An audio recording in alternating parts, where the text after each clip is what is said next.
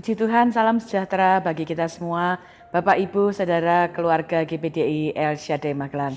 Salam revival, saya berubah, saya berkarya, saya menjadi berkat.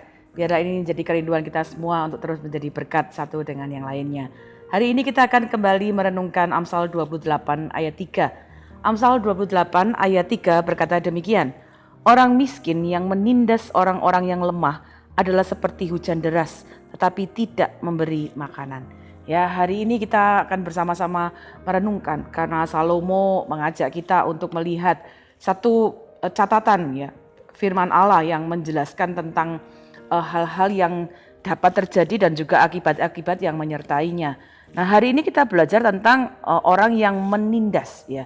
Menindas itu atau penindasan itu adalah salah satu bentuk perlakuan tidak adil, ya, perlakuan yang menekan, perlakuan yang melecehkan orang sampai orang itu bisa terkena secara mental dan fisiknya, ya, kemudian menyebabkan mereka mungkin merasa terpuruk, merasa nggak bagus, merasa buruk, merasa tidak mampu ya.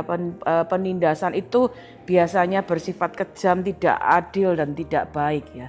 Ada satu padanan kata yang juga menjadi tema kita hari ini, tangan besi. Ya, orang yang menindas itu seperti tangan yang sangat kuat yang membuat orang itu tidak dapat melakukan apa-apa. Nah, Salomo memberitahu kita dalam Amsal 28 ayat 3 tadi kalau orang miskin yang menindas orang-orang yang lemah itu seperti hujan deras tetapi tidak memberi makanan. Ya, ini satu gambaran tentang bagaimana ketika seseorang menindas, ya, dalam hal ini orang miskin yang menindas orang lemah, ya, itu bagaikan hujan deras tetapi tidak memberi makanan.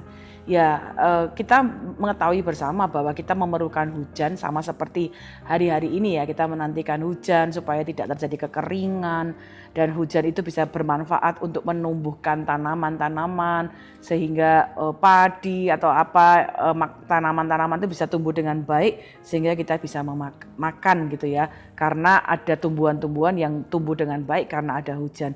Tetapi penindasan itu bagaikan hujan tetapi tidak memberi makanan. Dalam terjemahan yang lain bahkan diibaratkan seperti hujan deras yang menyapu habis segala sesuatu yang dilewatinya. Atau bahkan ada satu terjemahan lain mengatakan seperti banjir tidak terduga yang menyapu dan menghancurkan segala sesuatu yang dilaluinya. Jadi kita dapat melihat satu efek yang sangat kuat ya ketika seseorang menindas orang yang lain, memperlakukan orang lain dengan tidak baik, dengan tidak adil. Ya, mungkin hari-hari ini kita dapat melihat ya ada perlakuan-perlakuan buruk yang orang berikan satu dengan yang lainnya. Bahkan itu bisa terjadi dimulai bahkan dari rumah.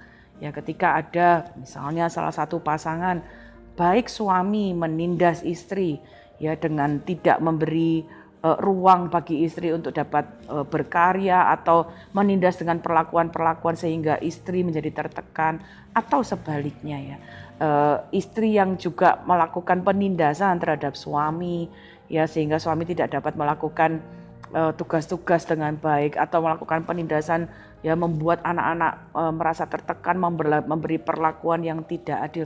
Itu adalah bentuk-bentuk penindasan yang kita perlu belajar, dan firman Allah berkata itu akan menjadi sesuatu yang kemudian memberi efek seperti hujan deras yang kemudian tidak memberi makanan, akan menghancurkan. Waktu kita memperlakukan satu dengan yang lain dengan buruk, ya, cepat atau lambat, itu akan seperti hujan yang menghancurkan. Karena itu kita penting sekali untuk belajar hati-hati dengan cara kita memperlakukan satu dengan yang lain. Mungkin Bapak Ibu ada dalam kekuasaan sebagai seorang yang punya wewenang di kantor atau di tempat usaha atau di komunitas kita yang lainnya. Kalau kita diberi kesempatan untuk mempunyai kekuasaan, mempunyai wewenang, ya, hati-hati jangan sampai kita kemudian seperti orang yang dicatat di dalam Amsal ini ya, melakukan penindasan, membuat orang-orang yang ada di bawah kita, yang ada di bawah wewenang kita, di dalam kekuasaan kita, mendapat perlakuan yang kejam, yang tidak semestinya. Ya, kita perlu belajar hal ini supaya kita tidak mengalami kehancuran. Karena tentunya sifat ini bukan sesuatu sifat yang Tuhan inginkan.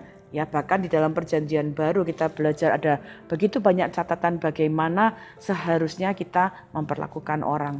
Oleh sebab itu, dari renungan kita hari ini, mari kita belajar kalau penindasan itu bisa menghasilkan kehancuran, penindasan dalam keluarga bisa menghancurkan keluarga, penindasan di tempat kerja bisa menghancurkan ya tempat kerja itu sendiri, penindasan di dalam negara bahkan bisa menghancurkan negara itu sendiri.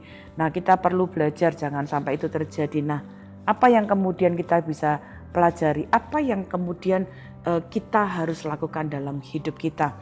Yang pertama, kita belajar jangan pernah menyalahgunakan wewenang. Apabila Bapak, Ibu, Saudara saat ini, hari ini diberi kepercayaan Tuhan untuk melakukan sesuatu, untuk punya wewenang, ya mungkin dalam rumah tangga, sebagai kepala rumah tangga, sebagai ibu rumah tangga. Mungkin Anda diberi wewenang punya usaha toko dan ada beberapa karyawan. Mungkin Anda punya wewenang di rumah dengan ada beberapa karyawan yang membantu. Punya wewenang di tempat kerja dengan ada beberapa orang di bawah Anda. Jangan pernah menyalahgunakan wewenang. Sama seperti kita kehendaki ya, orang menghormati kita, orang memperlakukan kita dengan baik.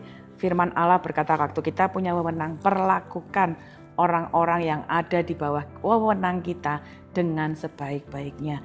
Ya mungkin bisa jadi ada perbedaan pendapat, ada kesalahan, ya kita bisa membicarakannya, ya mencari solusinya, mencari jalan keluarnya dengan baik. Tetapi penting sekali kita belajar waktu kita ada memegang kekuasaan, jaga wibawa dengan baik, gunakan wibawa wewenang itu dengan sebaik-baiknya, gunakan kekuasaan itu untuk mengatur dengan sebaik-baiknya.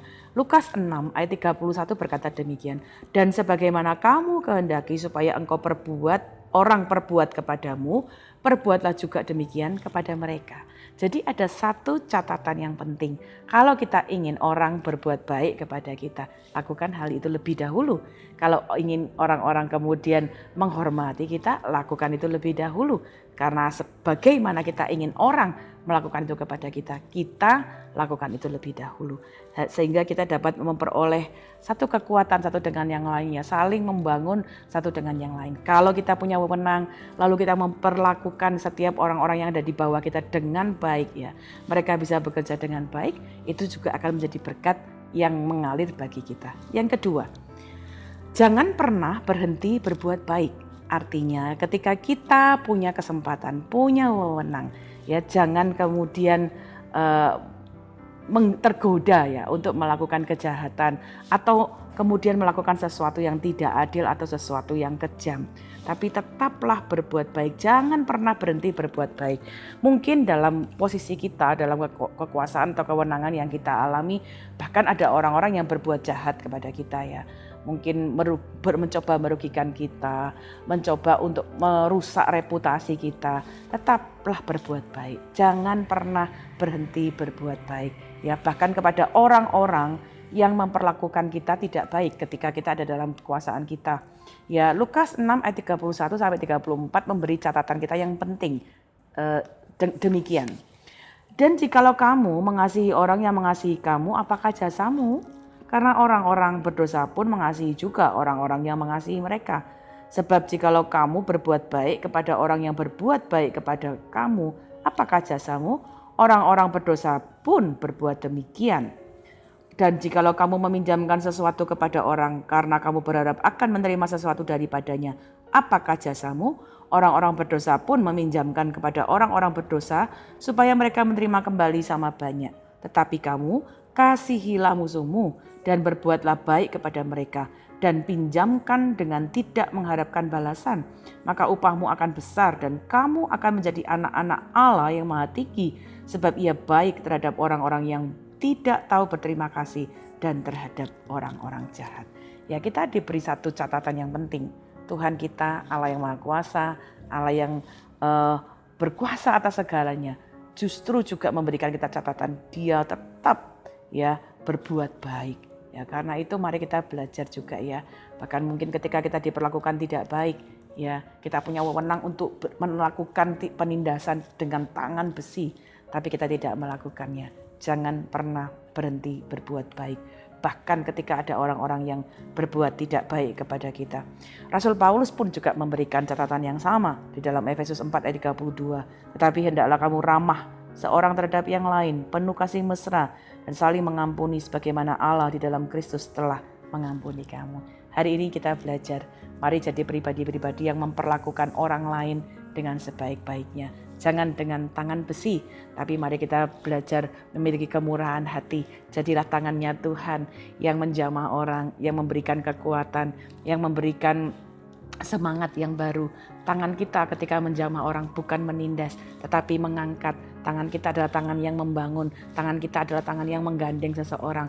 Tangan kita adalah tangan yang memberikan pengharapan bagi orang-orang di sekitar kita. Amsal 14 ayat 31 berkata, siapa menindas orang yang lemah menghina penciptanya, tetapi siapa menaruh belas kasihan kepada orang miskin memuliakan dia. Kita bisa memuliakan Tuhan dengan cara membagikan pengharapan kepada orang-orang di sekitar kita. Tetap berbuat baik, tetaplah berbagi, tetaplah menunjukkan kemurahan hati dengan tangan kita. Sehingga tangan kita bukan menjadi tangan besi, tetapi menjadi tangan pengharapan. Puji Tuhan, demikian firman Tuhan yang dapat kita renungkan bersama. Terima kasih telah mengikuti renungan 79. Kiranya ini dapat menjadi berkat bagi kita semua. Bagi Bapak Ibu yang ingin didoakan, mari menceritakan kesaksian dan mujizat kesembuhan juga, mari menghubungi WhatsApp di 081327420088. Kita berdoa bersama, kita dapat berbagi kesaksian bersama untuk saling menguatkan satu dengan yang lain. Mari kita berdoa. Bapa, kami mengucap syukur untuk petunjuk firman-Mu, untuk kami dapat belajar memperlakukan satu dengan yang lain dengan sebaik-baiknya, bukan melakukan penindasan, tapi kami dapat saling mendukung, saling mendorong dengan kasih, sehingga hidup kami dapat menjadi pengharapan, kepanjangan tangan Tuhan untuk menjamah orang-orang di sekitar kami. Terima kasih Bapa, memberkati setiap keluarga GBDI El Shaddai Magelang, dimanapun Engkau mengizinkan kami berada, dalam wewenang dan tugas apapun, biarlah kami melakukannya dengan tanggung jawab. Hidup kami bukan melakukan penindasan, tetapi kami justru membangun satu dengan yang lain, memberkati satu dengan yang lain, memperlakukan satu dengan yang lain dengan kasih, sehingga dengan itu nama Tuhan dipuji dan dibesarkan. Terima kasih Bapa, biarlah kemurahan-Mu menjadi bagian dalam hidup kami. Firman itu telah menjadi manusia dan diam di antara keluarga GBDI El Shaddai Magelang, dan kami telah melihat kemuliaan-Mu, yaitu kemuliaan yang diberikan kepadamu sebagai anak tunggal Bapa, penuh kasih karunia dan kebenaran. Terima kasih Bapa, mengucap syukur, menyambut firman-Mu di dalam nama Tuhan Yesus Kristus. Haleluya.